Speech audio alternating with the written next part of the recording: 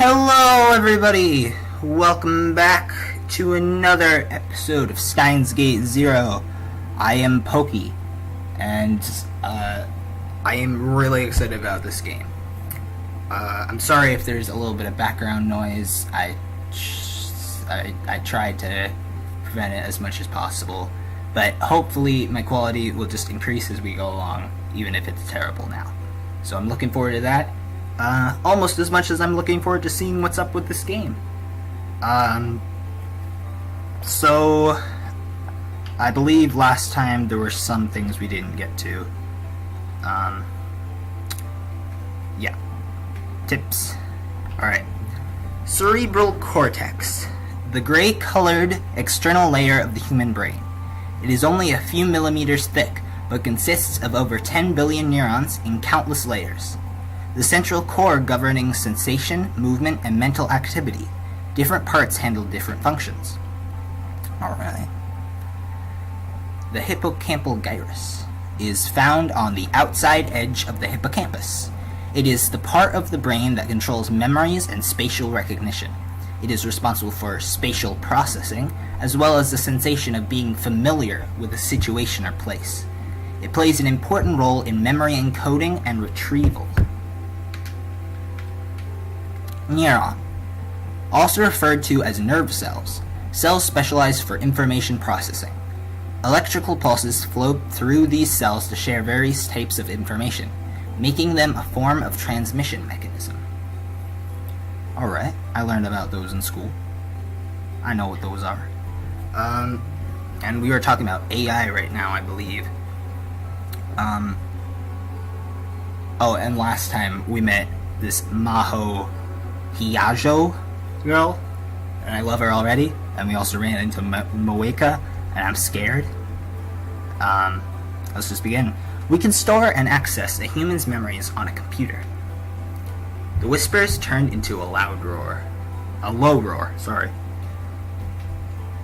I see. So even after her death, Karisu's research was being carried on. Of course, maybe it was natural that it would be. That was the basic theory for time leaping, not leeching, which I had proved myself, even if I could never prove it to anyone else in the Alpha world line. My memories had been turned into data and stored on a computer. There was no doubt about that. And what Dr. Leskinen was talking about right now was the basic technology required for that process. There are two major projects we're working on right now. One uses this system for medical applications. The slide on the projector changed. This project is a joint effort with a psychophysiology lab. The idea is to use the hippocampal gyrus to put the memories stored on a computer back into the brain. Incredible, says a man. Someone who looked like a grad student in the front row shouted. Dr. Leskinen didn't seem particularly put off by the interruption. Maho continued her interpretation. Incredible, huh? I can understand how you feel. I would feel the same way in your position. But we feel this research is making real progress. How wonderful would it be if we could make this work? One example would be memory problems caused by aging or Alzheimer's. This would be a form of symptomatic therapy. I'll look at that later.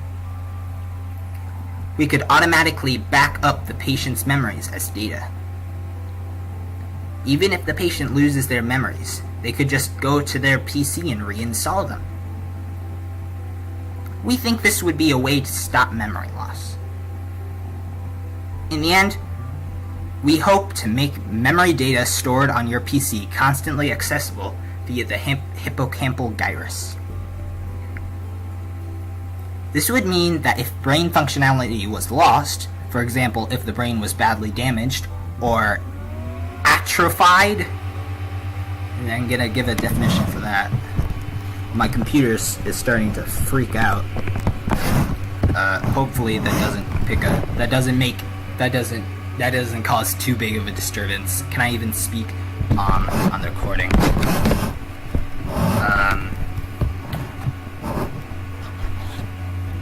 this wasn't such a good idea to record at this time. My computers might overheat. But whatever, if you're watching this video, that means that it didn't overheat and I got the video out. So I'm sorry if there's background noise right now. Brain functionality could still be maintained. It would be like a form of external storage. A strange feeling gripped the hall. Part of it was shock and the feeling that they were witnessing the announcement of an incredible technology. Part of it was skepticism, like that a system like this could ever actually work. Part of it was revulsion at the idea of playing around with a human brain like that. An excitement born of all these things passed from one member of the crowd to another. Dr. Leskinen raised his hand to encourage questioners. It looks like I need to take questions before we move on to the next project. I'll answer anything I can. Go ahead. Many hands were raised. I could tell that there was a wide age range of people interested. Both young and old were raising their hands. Dr. Leskinen pointed to a questioner. This was the first question. Sampling would be required when digitizing analog memories. Does that mean any information would be lost? The professor nodded as he listened to the question in Japanese and began to respond in English when the speaker finished. Maybe he was able to understand Japanese, if not speak it. To put your question another way, you're saying that when you're saving a live recording of an orchestra as a WAV file, it's impossible to record everything. That's a good question, and it's one of the biggest problems facing our research right now. If the network within the brain consisted simply of neurotransmitters turning on and off, that is, exchanging binary data, the problem would be simple. That would be the exact same thing as a computer's digital data. But we know that neurotransmitters and electrical signals form an analog network within the brain. This is a lot of science talk. I'm not sure I'm keeping up with this well, but I'm going to try my best. The only way we have to deal with this problem right now is to sample at a higher rate. To continue our music example, instead of sampling at 44.1, I don't know, I feel like I should know this, and I'm stupid for not knowing it.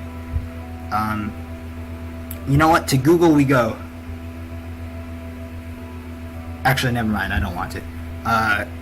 KHZ, we'd sample at 48 KHZ. And instead of 48 KHZ, we'd use 96 KHZ. Is that like terahertz or I don't know. This allows us to recreate something very close to the original analog data digitally. Little by little, the mood in the room was turning to disappointment. People were beginning to wonder if this was just a pretty theory that wouldn't work in reality. More questions came. All the questioners were skeptical of the professor's theory, and many of them seemed to be outright challenging him. I started to get upset. Didn't this happen like in the reviews? Something like this happened, where he was like listening to the speech, and I got upset. Water is good. This was Dr. Leskinen's research, but it was also Kurisu's. Yeah. I knew better than anyone that it worked, and the sight of so many people refusing to give it a chance infuriated me. Were these people really scientists? I tried to keep myself under control and looked back towards the podium. Was she mad? She certainly looks disappointed. Dr. Leskinen was very polite with the rude questioners, acknowledging the problems with the theory. She was very different. Her anger was starting to seep into her interpreting, too. Oh boy. I felt a kind of kinship with her. I will be right back. I'm gonna go get some water. Sorry about that, guys. I just had to go grab some water, and also there's background noise, so I killed two birds with one stone by waiting for a second. Anyways. It felt I felt a kind of kinship with her. The question and answer session continued. From a medical standpoint, this is just reckless. It's absolutely impossible to rewrite digital data back into the brain. It's insane. I read the essay in Science, and I have to say, I don't believe it. Especially since the lead author was a 17-year-old girl. Oh my goodness. You don't say that about Kurisu. That was the one thing I couldn't ignore. Listen. Oh. Objection! Oh man. What? The two people on the stage and the entire audience. Oh boy. I thought this was gonna be like, I thought I was gonna be like embarrassed for like Rintaro for a second, but now I'm like with him all the way.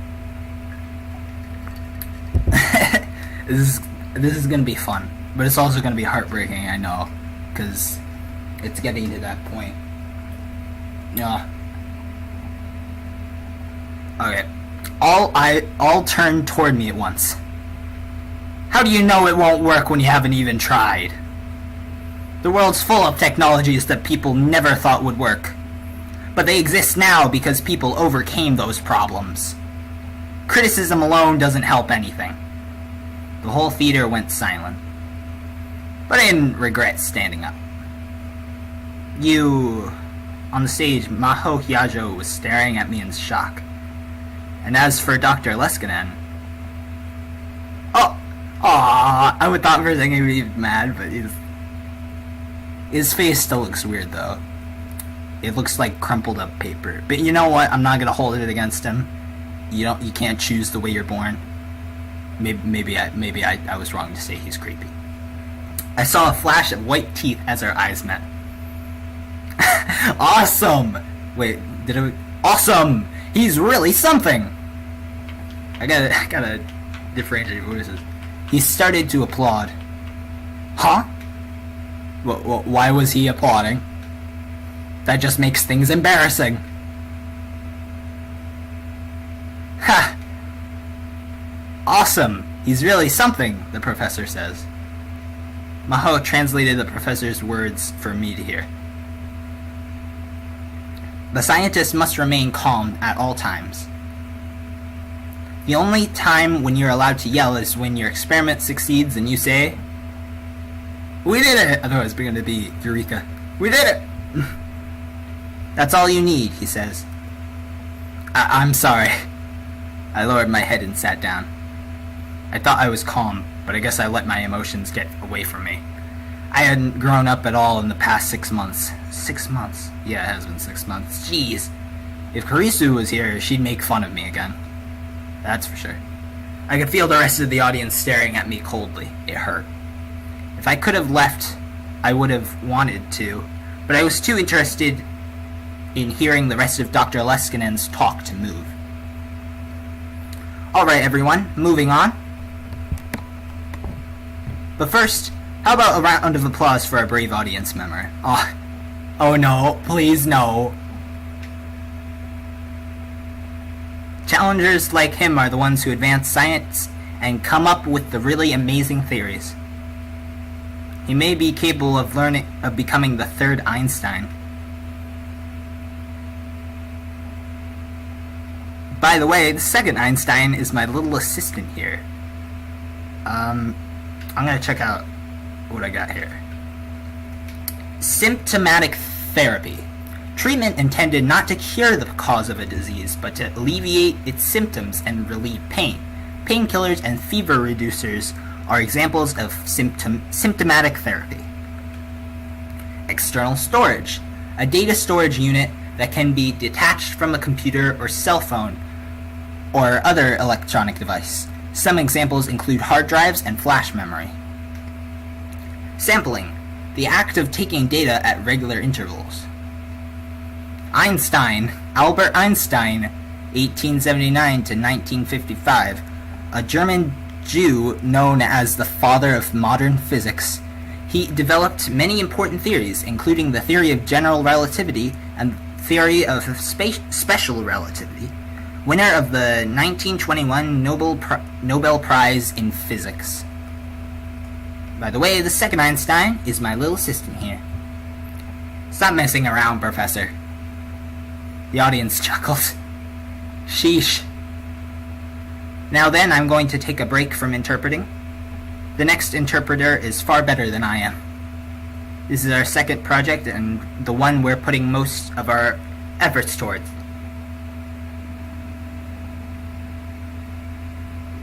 The Amadeus system. What? When she finished speaking, Maho walked to the back of the stage.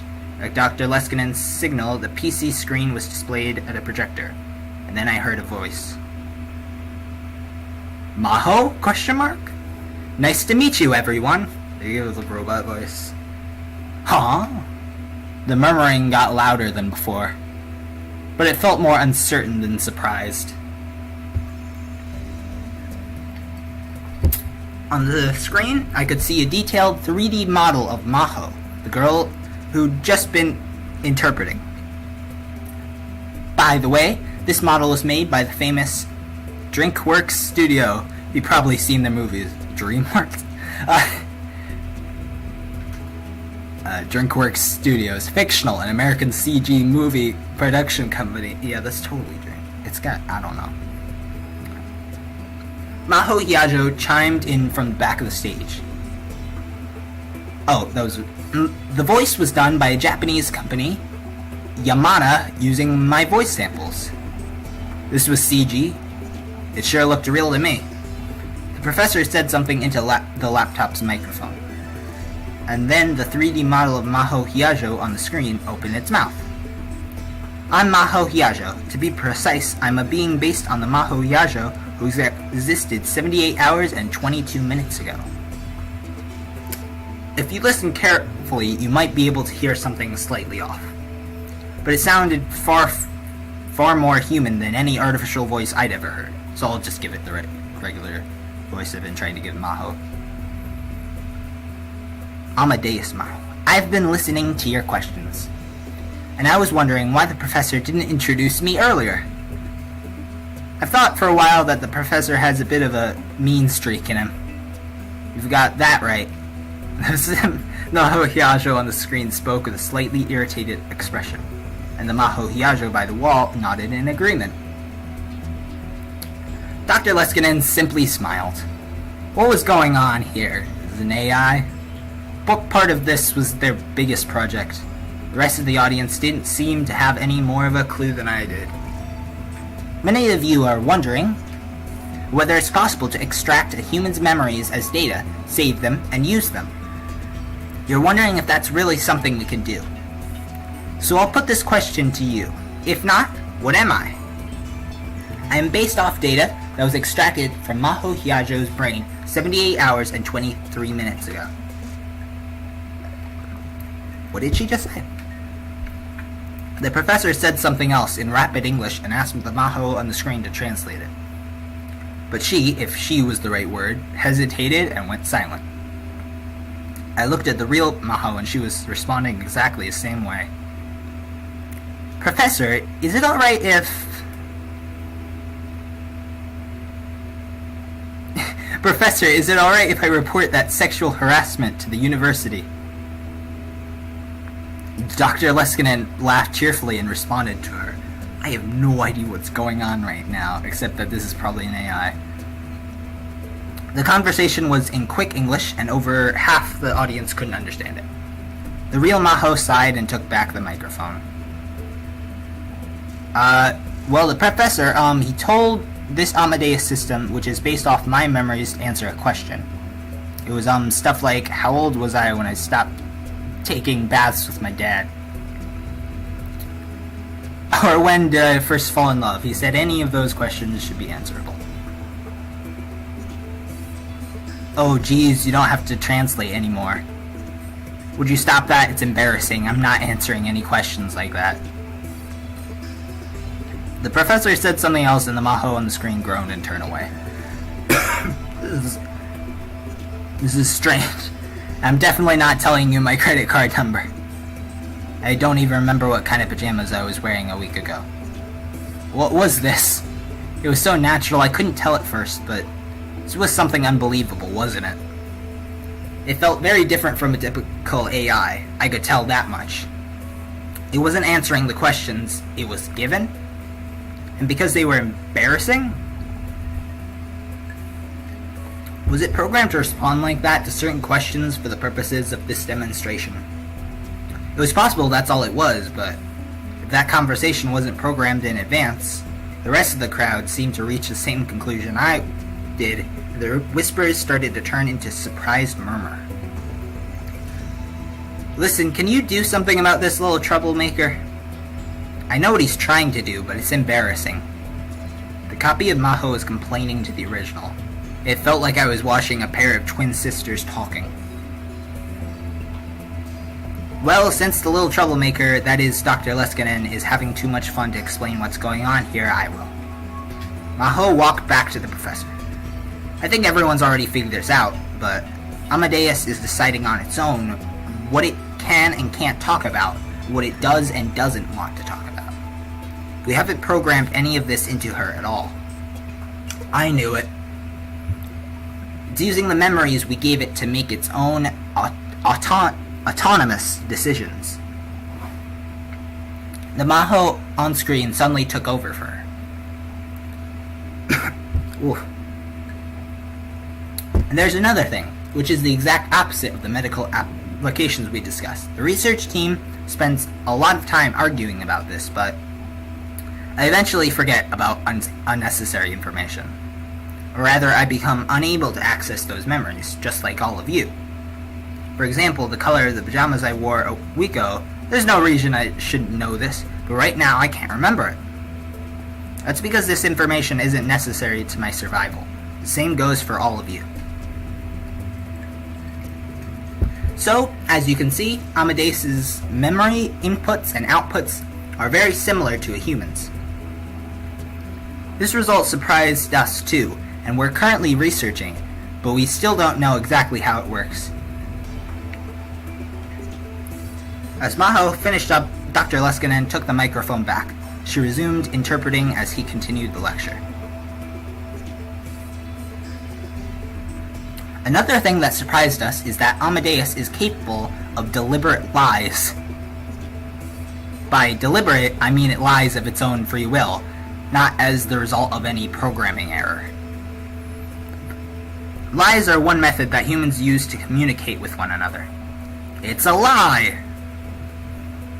And just like a human, Amadeus can use its memories to decide if lying would be best. If so, it will lie without hesitation.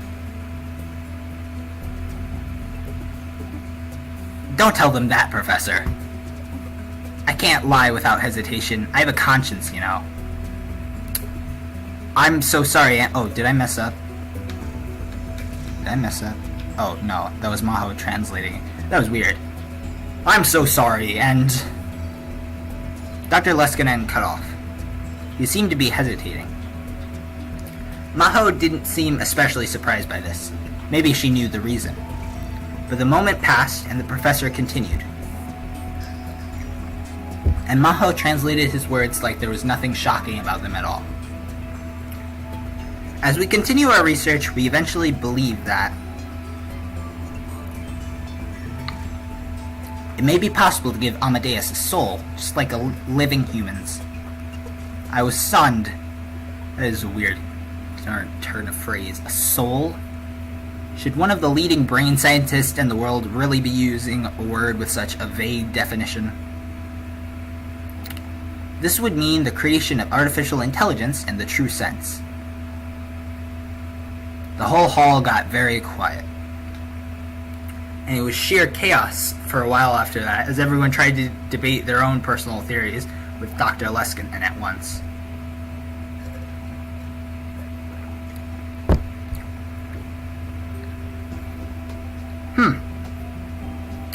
It was thanks to Izaki that I was able to get into this reception held after the ATF was over. They told me there was a dress code, so I went all the way back to my parents' house to get a suit to change into. At first, all that effort paid off as Izaki introduced me to some of the country's top researchers. Riken, JAXA, IMSS, etc. I should probably... okay. Yamaha. Fictional, an instrument marker that was founded in the 19th century. In the 2000s, they began to develop and sell artificial voice software and DTM, desktop music software, for PCs. This is probably a reference I don't get. The Institute of Physical and Chemical Research. Founded in 1917, it is Japan's only general natural sciences institute. Research at Riken covers a variety of fields like physics, engineering, chemistry, computational science, biology, and medicine. Its base is located in Wako City, Saitama. There are also labs in Hyogo, Kanagawa, and other locations in Japan. Riken also has research centers in America, England, and other countries. Japan Aerospace Exploration Agency. The National Aerospace Agency of Japan. An independent administrative agency formed in October 2003 by uniting the Institute of Space and Aeronautical Science, ISAS, the National, I keep saying natural instead of national, Aerospace Laboratory, NAL, and the National Space Development Agency, NASDA. It primarily does space and aeronautical research. Its headquarters is located at the Aerospace Center in Chofu, Tokyo, and it has other space centers and observatories located all through the country, such as Usuda in Nagano, in Sakudo in Ibaraki, and Sagamihara in Kanagawa. It also has Japan's only 2 rocket launch pads, located in Uchinora and Tanegashima in Kagoshima. As of March 2010, it employs around 1,500 people. That's a lot of people. I mean, yeah, that's a lot of people. Can you imagine, I mean, there's a lot of people in the world, but imagine, 1,500 people just in a room. That's, how I like to scale the amounts of people sometimes. In case you were wondering, which you probably weren't.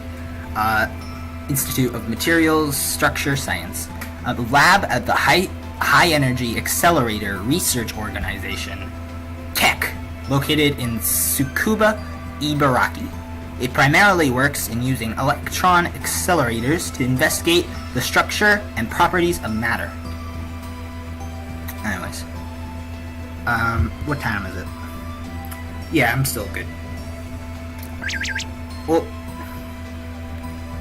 I got a message. Daru, I can't believe you get to go to a fancy party. Die in a fire, Mr. Fancy Pants. You could have helped too, you know? There's nobody to talk to and I'm bored. All the food here looks so good.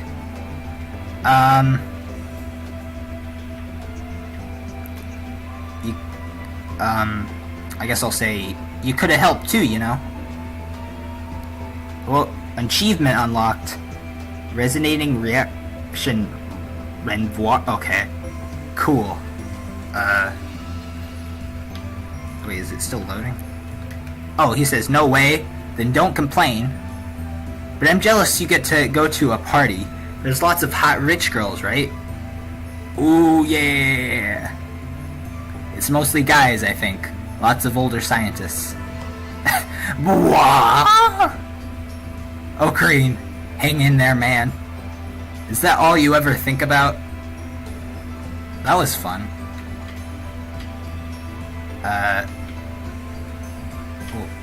What am I doing?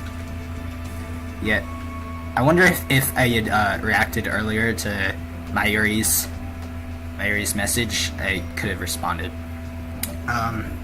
But before long, Izaki ran off to suck up to some university professor, and I was left completely abandoned.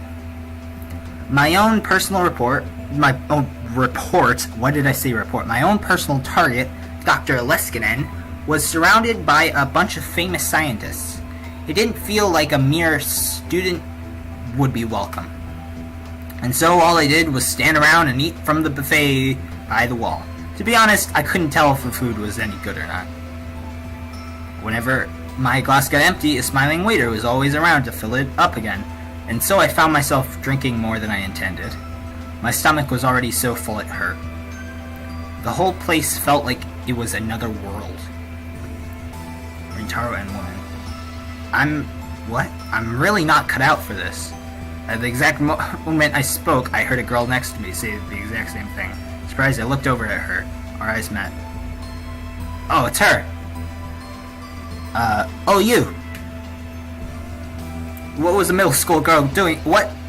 And then a moment later, I realized it was Maho Hyajo. She was wearing the exact same outfit she'd been wearing during the lecture. A lab coat and a place like this? That's just what the old me would have done. Yeah, it would've. Let me see. Your... Maho was clearly out of place. Why? Because she was still wearing her lab coat. Why are you wearing a lab coat? I couldn't help but ask. I was sure I brought some real clothes. She was sure she had, but she hadn't. Oh my god, it's Smile again. I'm looking at it now, and it looks like every time I see it, I look more closely at it. It looks like a little piece of string, or like thread or something, and it's got like the little thing at the end. I don't know if that makes sense. And that's why she was standing in the corner trying not to attract attention. You're the guy who's at the desk this afternoon. I'm Rintaro Okabe. I'm a student at Tokyo Denki University in Professor Izaki's class. And handed her one of the business cards that I'd thrown together after Izaki told me I needed them. She grabbed one of her own out of a stack and carelessly put it in my hands. It's fine, no need to be so polite. That was a huge help. My name's pretty rare, isn't it? Huh? Oh yeah, you said nobody could read it. I looked at the card and saw that the pronunciation of her name was written in unusually large letters. That was probably because of how people kept screwing it up. It's a common name in Okinawa, though. You're from Okinawa? My grandmother and great-grandfather were immigrants. I was born and raised in America. No, you don't look half Japanese. Quarter Japanese? Nope, my grandpa, grandma, mom, and dad were all Japanese. My DNA is purely Japanese. Oh.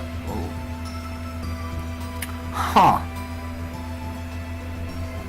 Also, I just sort of didn't say anything about how she just winked. Okay? And then the conversation stopped.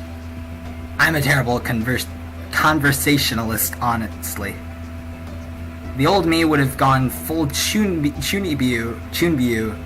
I got Chunbyu. And started ranting about conspiracies and magic powers, whether the other person cared or not. But you can't really call that a conversation. I had no idea what to say to somebody I'd never met before. Yeah, that's not like the old Okabe at all. He just said whatever the heck he wanted. I've been working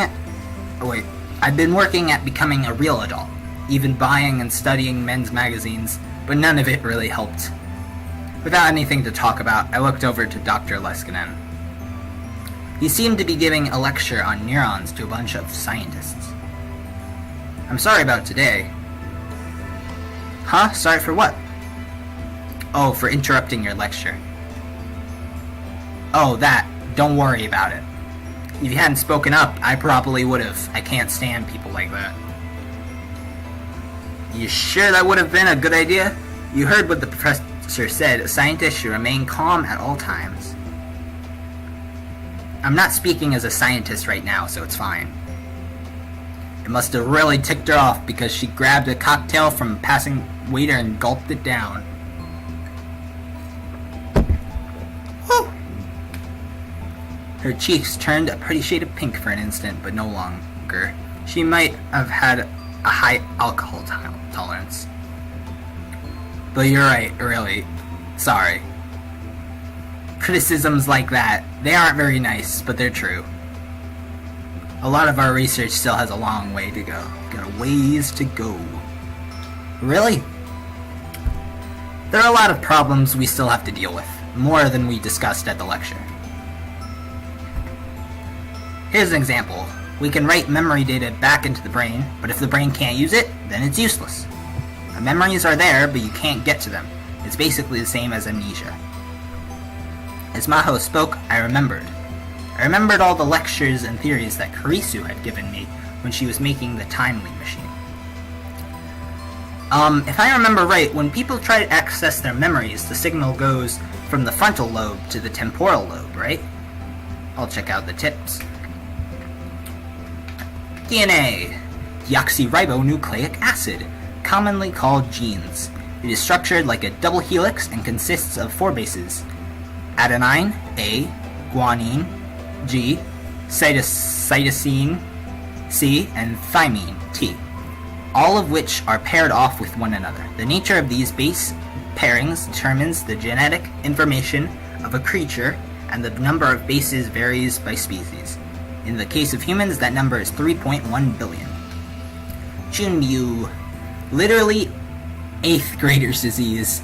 This term refers to the slightly unusual actions and speech patterns commonly used by Japanese boys undergoing puberty. It can also be used as a pejorative term towards people who left puberty a long time ago, but still say highly embarrassing things as if they were still kids. Chunibyu refers to someone who performs anti-social, misanthropic, or delusional actions or makes statements in an attempt to make themselves seem like a grown-up. While the speaker may think that they're really cool, from the perspective of an adult, they look ridiculous. Chunbyu can be broken down further into categories, one of which is the Evil Eye Chunbyu, who seems convinced that he has a special anime power or backstory, for example an evil eye that gives him magical abilities. Strictly speaking, Okrin falls into this category. And the frontal lobe, a part of the cerebrum located at the front of the brain. It controls thought, will, action, movement, creativity, and more. The frontal lobe can be further divided by location into the prefrontal cortex, motor cortex, and premotor cortex. I feel like that was a commercial. It controls thought, will, action, movement, creativity, and more!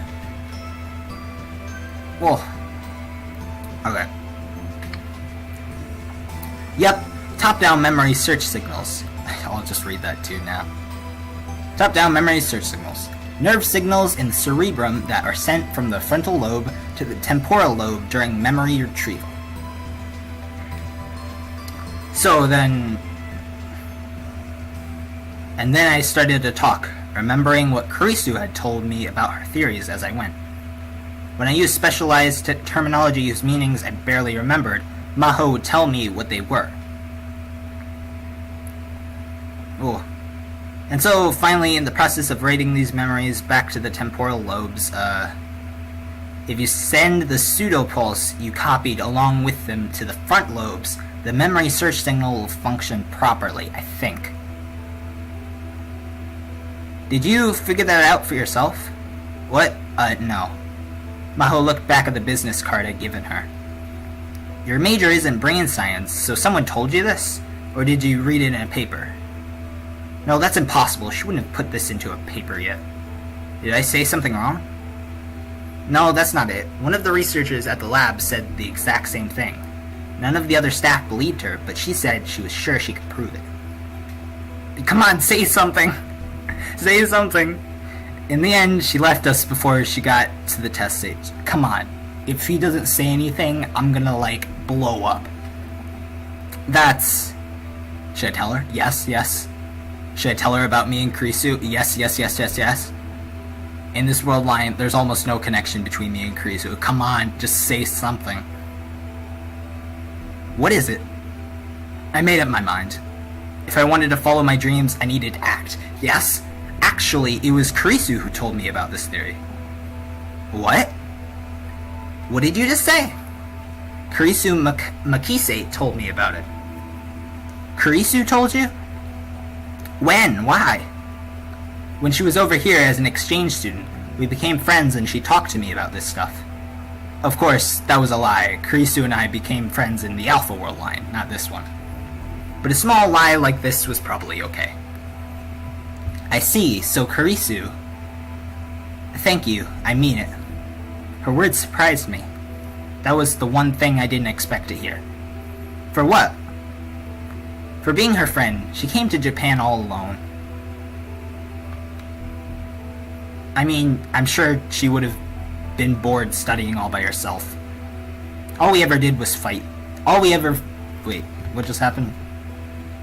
Okay. All we ever did was fight, though. That sounds like her. She never gave in, did she? Never. She'd argue for hours. Heh. She'd tell me all the time about how she was going to give me a lobotomy and rip out my frontal lobe. What? She wouldn't. I could see Kurisu saying that. Oh, man. Right? You need to discipline your researchers better. I'll admit that much, sorry.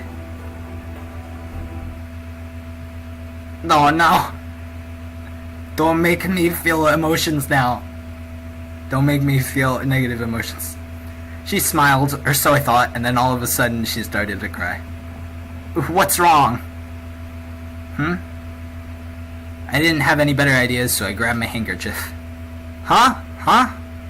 She didn't seem to know why she was crying herself. And neither did I. Had I said something during the conversation that set her off? Are you okay? I'm fine, sorry. She didn't take my handkerchief. Instead, she took a tissue out of her pocket and wiped her eyes. My brave third Einstein... Oh, it's that guy. What? I gotta, like, decide on a voice for this guy. I turned around and saw Dr. Leskinen smiling and quickly striding towards me. Oh, boy. He's up close. He grabbed my hand as he got closer. The handshake was incredibly forceful, and his hands were as big as a bear's paws. No, not just his hands. Standing in front of me, he looked even bigger than he had during the lecture. I'm pretty tall, but he was at least a head taller than me. Professor, Uh-oh, it was all so sudden that I couldn't even think of an introduction. And wait, did he just speak in Japanese? Still, I don't approve of you making my assistant cry. Oh no, this is... No, Professor, it wasn't his fault. He had nothing to do with it. Maho and I both denied it as much as we could. But I didn't know why Maho was crying, so I couldn't come up with any excuses. I just started to panic even more. So basically, Kurisu. I was talking with him about Kurisu, and I just started crying. Kurisu? You're a friend of Kurisu's? Yes. This is Rintaro Okabe. He's a student. Maho introduced me. Dr. Leskinen had a gentle expression on his face as he gave me a slow hug. I felt like I was going to suffocate in his massive arms. This guy seems like such a cool dude. Like, now I'm sort of worried he'll turn out to be evil or something. But, like, probably not. It just has, like, such a scary appearance, and it's like, oh, he's a nice guy, but later it's gonna be like, oh, no, he was bad after all. Somehow I couldn't tell that it was his way, I could tell that it was his way of remembering Kurisu. I see. If that's the case, then Maho. Yes? Why not introduce her to Mr. Okabe? You can't mean Amadeus. It was good luck that brought him to us here, wasn't it? While we're in Japan, you can have him be a tester. Are you serious? You can't just let an outsider... If he's a friend of Kurisu's, he's no outsider, correct? I'm a little worried. Now, like, I'm worried for this guy. Like, he's just letting this stranger into this project without any real evidence that you knew Kurisu. I mean, if it'd be cool if like they were skeptical and then he said something that like Kurisu would only know that he got from another world line. I don't know. Let's just go with it. It's not my game. But sir, what were they talking about? I had no idea, but this was my chance to build a relationship with Dr. Leskinen. I didn't want to blow it. I'd love to help. Nice! He patted me on the shoulders and smiled. It was an innocent smile, like a child. Okay, then ask Maho for the details. Thanks. Another scientist was calling him, so he wandered away. Maho was shaking her head in disbelief.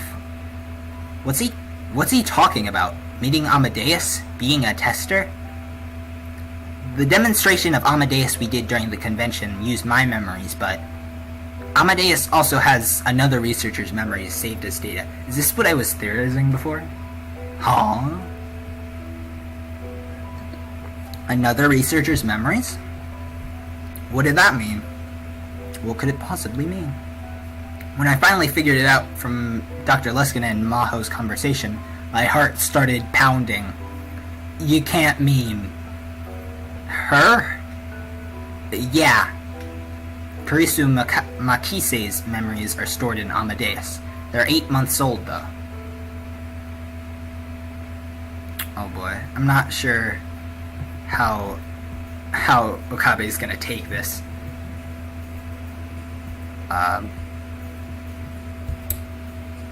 Several days passed after the ATF party.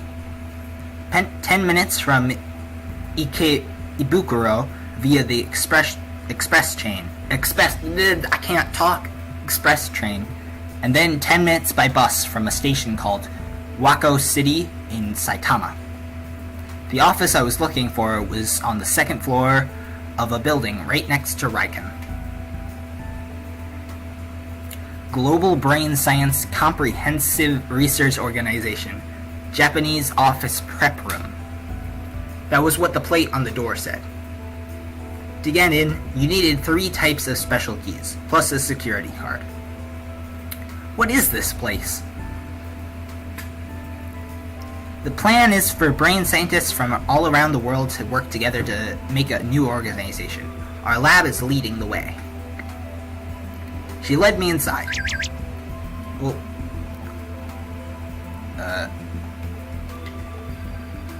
oh, it's Ferris. The mysterious... Oh, I gotta get Ferris. The mysterious cicados have at last appeared in Akihabara, Nya. Okabe is kind of serious. I'm not sure whether I should, like, humor her or be, like, serious. I'm gonna be like, oh. This is one of the hidden doors of Akihabara that leads to the truth, Nya. Huh? If you know not of it, then very well, Nya. It saddens me that we cannot journey together, but if my sacrifice shall put an end to this, then I go through the door with gladness, Nya. Jealous. What? What? Oh my gosh. I love this game already. Like, oh my gosh. It's probably gonna be like all I talk about. The office must have been newly rented. Most of the desks were still empty, showing no signs of ever having been used. There wasn't even a whiteboard, which made the room look even more empty. There wasn't a lot of natural light. Maybe the windows were on the north side? The only illumination was from the overhead fluorescent lights. The room felt very close. Is that not lights over there? Is that not windows over there? This is just the prep room. No one was sitting at any of the desks, but 2 of them had stuff on them. One of them was a mess, filed with notes, calculators, coffee cups, and supplement bottles. That was the one Maho sat down at. Which meant the The one that was neatly organized must belong to Dr. Leskinen, right? Where's the professor? Off today. Well, it was Sunday. Are you off today too? Yeah, otherwise I wouldn't have been able to sleep past noon. That's true. When I'd gone to pick her up from her hotel in Waco City, she'd come out of the room half asleep. This was the day that I was to meet Amadeus Karisu. I'm, once again, my excitement, boils down to nervousness and, glee. I'm terrified to, think about what I'm feeling right now. Maho had gone over the basics of being a tester on the way here. Essentially, Amadeus needed sample data for conversations, and they were going to give me an environment where I could talk to it at any time, 24 hours a day. That's a lot of power. She didn't give me any details beyond that, though. So I'll be able to talk to Amadeus Karisu 24 hours a day, huh? Is Karisu's Amadeus here? Yeah. Maho nodded and gave me a glance. You just said she, didn't you? Huh? Yeah? You two were a lot closer than I thought, weren't you? Maybe my silence was an answer in itself. I keep pressing call. Lukaku. Okabe, may I have a moment of your time? I don't want to turn her down. Him down, sorry.